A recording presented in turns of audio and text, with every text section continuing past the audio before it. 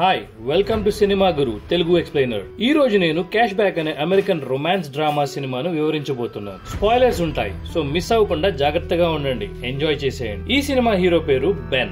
25 సంవత్సరాల యువకుడు, అందంగా ఉంటాడు, మృదు స్వభావం కలవాడు, ఇతరులతో ఎల్లప్పుడూ మంచిగా ఉంటాడు. అతన్ని చూస్తే ఫ్రెండ్ అంటే ఇలా ఉండాలి అనుకుంటారు, కానీ నిజం దీనికి పూర్తి విభిన్నంగా ఉంటుంది. అంటే బెన్ సీరియల్ కిల్లర్ అనుకోవద్దు. బెన్ కి ఒక విచిత్రమైన శక్తి ఉంది, అది సమయాన్ని నిలిపివేసే శక్తి. ఆ టైంలో తనకు ఇష్టం వచ్చింది చేస్తాడు. ఈ శక్తిని వాడుకొని లేడీస్ తో స్ట్రిప్పింగ్ చేపించి తనకు ఫేవరెట్ హాబీ అయిన పెయింటింగ్ చేస్తాడు. రోడ్డు పైన, సూపర్ మార్కెట్ లో, సినిమా హాళ్లలో ఎక్కడ పడితే అక్కడ బెన్ టైం ని నిలిపి హాట్ గర్ల్స్ ని నిలిపివేసి వారి న్యూడ్ డ్రాయింగ్స్ చేసేవాడు. కానీ ఇంతకు ముందు బెన్ లైఫ్ ఇలా ఉండేది కాదు. ఒకప్పుడు బెన్ మనలాగే సాధారణ వ్యక్తి. అతనికి ఒక కేరింగ్ గర్ల్ ఫ్రెండ్ మరియు గొప్ప భవిష్యత్తు ఉండేది. నెక్స్ట్ సీన్ లో సినిమా 5 వారాల ముందు ఫ్లాష్ బ్యాక్ లో వెళ్తుంది. అసలు ప్రాబ్లం మొత్తం ఇక్కడే స్టార్ట్ అయ్యింది. బెన్ తన గర్ల్ ఫ్రెండ్ సూజీతో గొడవ పడతాడు. సూజీ బెన్ ని లూజర్ అని తిడుతుంది. ఈ నరకం తట్టుకోలేక బెన్ సూజీతో బ్రేకప్ చేద్దామని చెప్పేస్తాడు. ఇది సూజీని ఇంకా కోపం తెప్పిస్తుంది. వస్తువులన్నీ బెన్ పైన విసిరేస్తుంది. మొత్తం స్లో మోషన్ అయిపోతుంది బెన్ జీవితం. బ్రేకప్ అయిపోయాక చాలా త్వరగా సూజీ వేరే వాళ్లతో కనెక్ట్ అయిపోతుంది. వాళ్ళిద్దరిని బెన్ కాలేజ్ క్యాంటీన్ లో చూస్తాడు. అది చూసి తట్టుకోలేకపోతాడు. తన ఆలోచనలను మళ్లించడానికి బెన్ ఆర్ట్ క్లాసెస్ లో జాయిన్ అవుతాడు. బెన్ కి చిన్నప్పటి నుంచి పోర్ట్రేట్ పెయింటింగ్ అంటే ఇష్టం. చాలా ఈజీగా మంచి మంచి పెయింటింగ్స్ వేసేవాడు. టీచర్స్ కూడా ఆశ్చర్యపోతారు. బెన్ గీసే పోర్ట్రేట్స్ చాలా రియలిస్టిక్ గా ఉంటాయి. ఎలా ఉందో అలా దించేస్తాడు. కానీ రాత్రిపూట మాత్రం తనకి చాలా కష్టంగా ఉంటుంది. తను కళ్ళు మూసుకుంటే సూజీనే కనిపిస్తుంది. తన బ్రేకప్ నుంచి బయటపడలేక బాధపడుతుంటాడు. అలానే రోజులు గడిచిపోతాయి. నిద్రలేమి వల్ల ఇన్సోమ్నియాక్ అయిపోతాడు. ఇప్పుడు బెన్ 1 గంట కూడా నిద్రపోలేడు. గర్ల్ ఫ్రెండ్ జ్ఞాపకాలు తనకు ఒక శాపంగా మారుతాయి. తను డిప్రెషన్ లోకి వెళ్లిపోతాడు. ఇంకా నరకాన్ని అనుభవించలేక ఆఖరికి సూజీకి కాల్ చేసి తిరిగి రమ్మని బతిమలాడుకుంటాడు. అలానే వాళ్ళ రిలేషన్షిప్ ని చెడగొట్టినందుకు క్షమించమని, ఇంకా ఎప్పుడు ఇలా చేయను అని ప్రామిస్ చేస్తాడు. బెన్ తనను ఇంత దిగజార్చుకున్నా గానీ సూజీ తన రిక్వెస్ట్ ని రిజెక్ట్ చేసి ఫోన్ కట్ చేసేస్తుంది.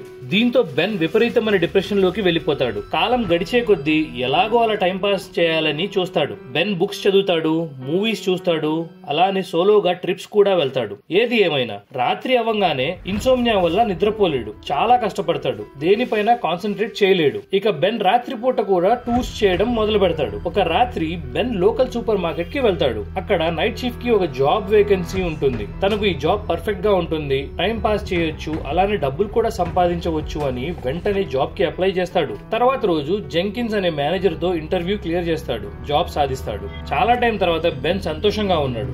ఆఖరికి తన లైఫ్ చేంజ్ అవుతుంది అని హ్యాపీగా ఉంటాడు. బెన్ మొదటి షిఫ్ట్ ప్రారంభం అవుతుంది. తన కలీగ్స్ లో ఒక్కొక్కరికి ఒక డిఫరెంట్ స్టైల్ ఉంది. వాళ్ళ జాబ్స్ ని, టైం ని ఎలా హ్యాండిల్ చేస్తున్నారో గమనిస్తాడు. అక్కడ షారన్ పాంట్ అనే క్యాషియర్ కి చాలా విచిత్రమైన స్టైల్ ఉంది. తను గడియారం కనబడకుండా వస్తువులను అడ్డం పెట్టేస్తుంది. గడియారం వైపు చూస్తే టైం మెల్లగా సాగుతుంది అని అనుకుంటుంది. అలానే ఇంకొక కొంటె మనిషి ఉన్నాడు. తన పేరు బ్యారీ బ్రిక్మెన్. ఎప్పుడూ జాబ్ లో సీరియస్ గా ఉండడు. బ్యారీకి తోడుగా ఒక జిత్తులు మారి ఫ్రెండ్ మ్యాథ్ స్టీవెన్స్ ఉన్నాడు. తను ఆడ కస్టమర్స్ మీద ప్రాంక్స్ చేస్తాడు. వాళ్ళ బ్యాగ్స్ లో అనవసరమైన వస్తువులన్నీ వేస్తూ ఉంటాడు. తర్వాత చూసుకున్న కస్టమర్స్ కంగారు పడుతూ ఏం చేయాలో ఏం అర్థం కాక మరికొందరు సరే అని ఉంచేసుకుంటారు. బాస్ జెంకిన్స్ మాత్రం టైం ని పట్టించుకోడు. ఇలానే కష్టపడుతూ ఉంటాడు. తనకు సక్సెస్, డబ్బు అంటే ఇష్టం.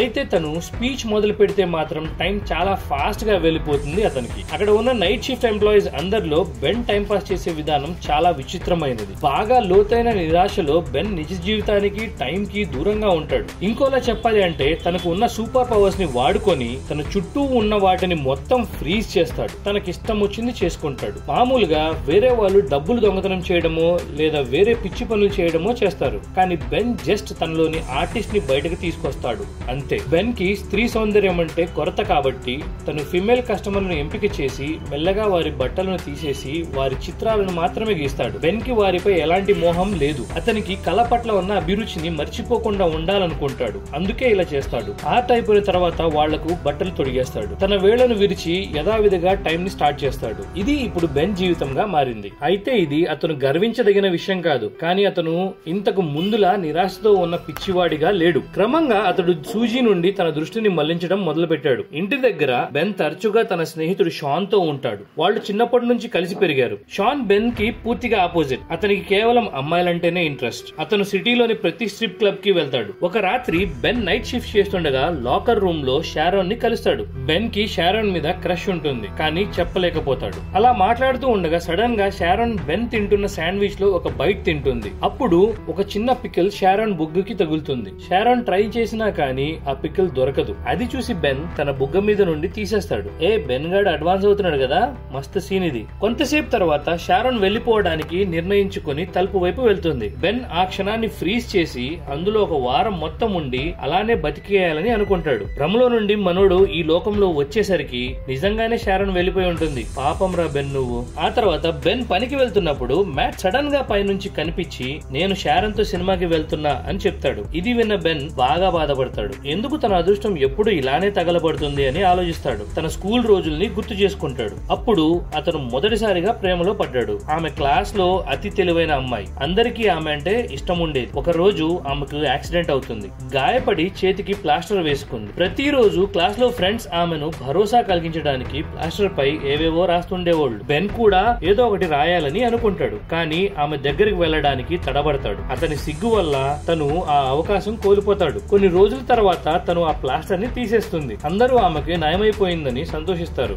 కానీ ఆమె చేతికి కొంచెం వెంట్రికలు వచ్చినట్లు గమనించి అందరూ ఆమెను హేళన చేస్తారు. అమ్మాయి చివరకు ఏడ్చేస్తుంది. అప్పుడు బెన్ వెళ్లి ఆమెను ఓదారుస్తాడు. నేను ఎప్పుడూ నీతోనే ఉంటాను అని చెబుతాడు. కొంతకాలానికి వారు మంచి స్నేహితులవుతారు. చివరకు లవర్స్ గా మారుతారు. ఒక రోజు ఆ అమ్మాయి బెన్ దగ్గరకు వచ్చి నువ్వు నన్ను కిస్ చేయాలనుకుంటున్నావా అని అడుగుతుంది. అసలు ఏమీ ఆలోచించకుండా బెన్ అవును అంటాడు. వారిద్దరూ వీకెండ్ లో తమ ఫేవరెట్ స్పాట్ లో కలుద్దామని ఒప్పుకుంటారు. బెన్ జీవితంలో తొలిసారి ఒక అమ్మాయిని ముద్దు పెట్టుకునే అవకాశం దక్కిందని ఆనందంతో పొంగిపోతాడు. మనోడు కొన్ని రోజుల వరకు నిద్రపోకుండా గడుపుతాడు. వీకెండ్ వచ్చినప్పుడు బెన్ ముందుగానే ఆ స్పాట్ కి వెళ్తాడు. రోజంతా ఎదురు చూస్తాడు. కానీ ఆ అమ్మాయి రాదు. దాంతో అతని హృదయం ముక్కలైపోతుంది. ఆ తర్వాత రోజు స్కూల్లో ఆ అమ్మాయి తన ఫ్యామిలీతో మరో నగరానికి వెళ్లిపోయిందని బెన్ తెలుసుకుంటాడు. బెన్ ఫస్ట్ టైం తీవ్రమైన నిరాశకు గురయ్యాడు. బాగా బాధపడ్డాడు. ఇప్పుడు సీన్ ప్రెసెంట్ కి వెళ్లిపోతుంది. జెంకిన్స్ తన ఎంప్లాయీస్ అందరినీ పిలిచి తన ఫ్రెండ్స్ తో మనం ఒక ఫ్రెండ్లీ ఫుట్బాల్ మ్యాచ్ ఆడుతున్నామని చెప్తాడు. బెన్ మరియు ఇతరులు ఆడాలని అనుకోవడం లేదు. కానీ వారికి వేరే దారి లేదు. తర్వాత మ్యాచ్ సమయంలో సూపర్ మార్కెట్ టీం దారుణంగా ఓడిపోతుంది. వాళ్ళకి ఆడటం రాదు అని క్లియర్ గా తెలిసిపోతుంది. ప్రత్యర్థి జట్టు వరుసగా గోల్స్ చేస్తూ స్కోర్ 26-0కి తీసుకువెళ్తుంది. చివరికి బెన్ టైం ని నిలిపి లాకర్ రూమ్ కి వెళ్లి విశ్రాంతి తీసుకుంటాడు. అప్పుడే సడన్ గా ఒక వ్యక్తి మాత్రం అన్ఫ్రీజ్ అయిపోయి బయటకు పరిగెడతాడు. అంటే బెన్ ఒక్కతనే ఈ శక్తిని పొందలేదని తెలుస్తుంది. కొంతసేపటి తర్వాత అతను బయటకు వచ్చి వేళ్లను విరుస్తాడు. మళ్లీ టైం నార్మల్ గా నడుస్తుంది. ఆడుతూ ఆడుతూ మ్యాట్ బాల్ ని గట్టిగా తంతాడు. అది పోయి జెంకిన్స్ మొహం కి తగులుతుంది. ఆ మొహం పగిలిపోతుంది. వెంటనే హాస్పిటల్ కి తీసుకెళ్తారు. వేరే వాళ్ళు అందరూ ఇంటికి వెళ్లిపోతారు. అక్కడ కేవలం బెన్, షారోన్ ఉంటారు. తర్వాత సీన్ లో వీళ్ళిద్దరూ ఒక హోటల్లో తినడానికి వెళ్తారు. ఒకరి గురించి ఒకరు మాట్లాడుకుంటారు. అప్పుడు షారోన్ సింగిల్ అని తెలుసుకుంటాడు. మ్యాట్ మూవీ డేట్ గురించి జోక్ చేశాడు అని అర్థం చేసుకుంటాడు. షారోన్, బెన్ వాళ్ళ కలలను ఒకరితో ఒకరికి షేర్ చేసుకుంటారు. షారోన్ ఎప్పుడు ఒక ఆర్టిస్ట్ తో ఫ్రెండ్షిప్ చేయాలనుకుంటుందంట. ఎందుకంటే ఒక ఆర్టిస్ట్ మాత్రమే ప్రతి దానిలో అందాన్ని గుర్తిస్తాడు అని చెప్పింది. అలా ఇద్దరు మాట్లాడుతూ ఉంటారు. వాళ్ళ మధ్యలో కెమిస్ట్రీ మొదలవుతుంది. ఇది వాళ్ళ అన్అఫీషియల్ డేట్ లాంటిది. షారోన్ ని ఇంటి దగ్గర డ్రాప్ చేయడానికి వెళ్ళినప్పుడు షారోన్ కి బుగ్గల మీద ముద్దు పెడతాడు. షారోన్ ఏమో వేరేలా కిస్ ఎక్స్పెక్ట్ చేస్తుంది. మంచి ఛాన్స్ ని మిస్ అయ్యాడు కదా.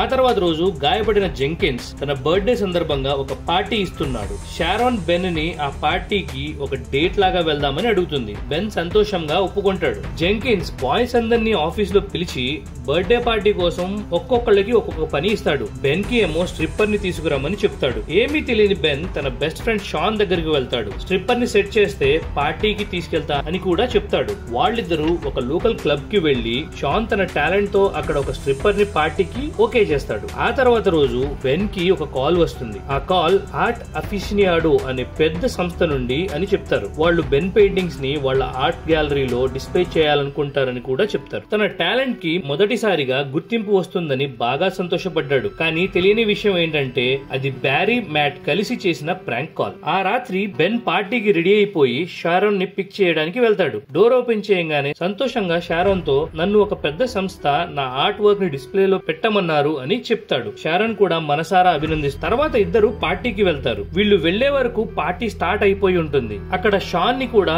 ఒక అమ్మాయి లైట్ తీసుకుంటుంది. మ్యాట్, బ్యారీ పిచ్చెక్కిన వాళ్ళలాగా డాన్స్ చేస్తూ ఉంటారు. జెంకిన్స్ ఏమో డీజే చేస్తూ ఉంటాడు. పార్టీకి వచ్చిన వాళ్లలో బెన్ తన ఎక్స్ గర్ల్ ఫ్రెండ్ సూజీని చూస్తాడు. సూజీ జెంకిన్స్ తమ్ముడి గర్ల్ ఫ్రెండ్. అప్పుడే స్ట్రిప్పర్ కూడా పార్టీకి వస్తుంది. వచ్చి రాగానే పార్టీలో రచ్చ స్టార్ట్ చేస్తుంది. ఉంటుంది. అంతే, షాన్ ఆ అమ్మాయితో కనెక్ట్ అయిపోతాడు. పార్టీ మధ్యలో బెన్ వాష్రూమ్ కి వెళ్తాడు. అక్కడ సూజీ ఎదురవుతుంది. ఒక్క క్షణం కూడా ఆగకుండా సూజీ బెన్ తో మళ్ళీ మనం కలిసిపోదాం అని బతిమలాడుతుంది. కానీ బెన్ కి ఇది నచ్చలేదు. తనకు కావలసిన అమ్మాయి తన జీవితంలో ఉంది, ఇంకా వేరే వాళ్ళు ఎందుకు? సూజీ ఏమో పిచ్చి పిచ్చిగా బెన్ ని రిక్వెస్ట్ చేస్తూనే ఉంటుంది. అంతేకాదు సడన్ గా కిస్ కూడా చేస్తుంది. వెంటనే బెన్ ఆమెను తోసేస్తాడు. కానీ తిరిగి చూసేసరికి షారన్ తో పాటు అందరూ ఆ సీన్ ని చూస్తారు. బెన్ ఎక్స్ప్లెయిన్ చేయడానికి ట్రై చేసిన పాపం షారన్ వినకుండా అక్కడ నుండి వెళ్లిపోతుంది. ఆ తర్వాత బెన్ నేరుగా షారన్ ఇంటికి వెళ్లి మొత్తం ఎక్స్ప్లెయిన్ చేయడానికి మళ్లీ ట్రై చేస్తాడు. కానీ కోపంతో తను ఏమీ వినదు. బెన్ ని ఇష్టం వచ్చినట్లు తిడుతుంది. బెన్ బాధతో అక్కడ నుండి వెళ్లిపోతాడు. మళ్లీ బ్రేకప్, మళ్లీ బాధ,